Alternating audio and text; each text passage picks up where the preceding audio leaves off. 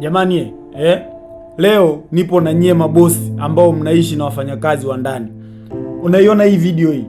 Hii video inawakilisha kabisa wafanyakazi wa ndani watawaharibia watoto wenu mpaka siku mtakapokuja kujitambua nyie mabosi. Unashindwaje kumpa mfanyakazi hata siku moja tu ya kwamba nenda bwana naweka zunguko huko nje, akapunguze uzito wake, akapunguze upwiru alionao. Unamwacha ndani, atakuwa anakuharibia watoto wa kiume. Yaani ukiwa na mtoto wa kiume atakuwa anakuharibia, hata watoto wa kike watakuwa wanaharibika kwa sababu nao wao wafanya kazi. Angalia hii video hii, ni mfano tu wa video hii inavyojieleza. Na hapa hivi ni vipande. Wafanyakazi wa ndani hawapati muda wa kutoka. Bosi hataki mfanyakazi atoke, anataka mfanyakazi awe ndani tu. Na ni bora nyie mnaoibiwa mabwana na kuliko wenyewe anawaharibu watoto.